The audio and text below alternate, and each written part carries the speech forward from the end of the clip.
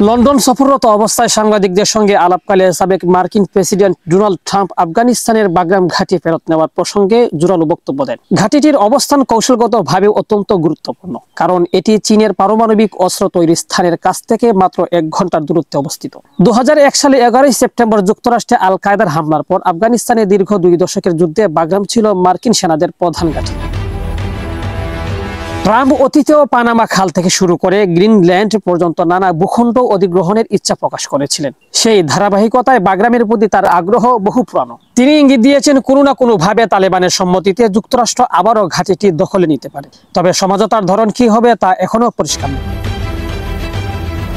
এদিকে মার্কিন কর্মকর্তারা বলেছেন, ঘাঁটি পুনর্দখল করতে গেলে প্রায় অত্যন্ত 10,000 সেনা ও আধুনিক বিমান প্রতিরক্ষা ব্যবস্থা মোতায়েনের মতো বড় ধরনের সামরিক প্রস্তুতি লাগবে। তাদের মতে বাস্তবে এটি সম্ভব করা অত্যন্ত কঠিন হয়ে দাঁড়াবে।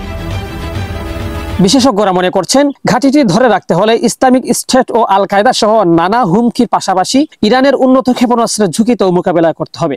এক সাবেক প্রতিরক্ষা কর্মকর্তা মন্তব্য করেছেন, বাগরামে থাকার বিশেষ কোনো সুবিধা নেই, বরং ঝুঁকি বেশি। ট্রাম্প এর আগে অভিযোগ করেছিলেন প্রেসিডেন্ট জো বাইডেন ঘাঁটিটি ছেড়ে দিয়েছেন। তবে সমালোচকরা মনে করে দিয়েছেন 2020 সালের ফেব্রুয়ারিতে তালেবানের সঙ্গে স্বাক্ষরিত ট্রাম্পের নিজের চুক্তিতেই সব আন্তর্জাতিক বাহিনীর প্রত্যাহারের কথা ছিল।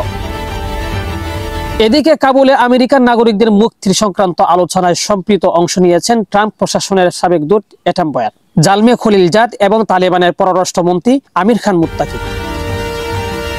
এদিকে লন্ডন সফররত অবস্থায় ট্রাম্পের বক্তব্য ঘিরে আফগানিস্তানের সাধারণ নাগরিকরাও প্রতিক্রিয়া জানাচ্ছেন। এক আফগান নাগরিক টুইটারে একটি ছবি সহ লিখেছেন, এই গাড়িটির যে অবস্থা, যুক্তরাষ্ট্র যদি আবারও আফগানিস্তানে ঘাঁটি করার কল্পনা করে তার পরিণতিও ঠিক এমনই হবে।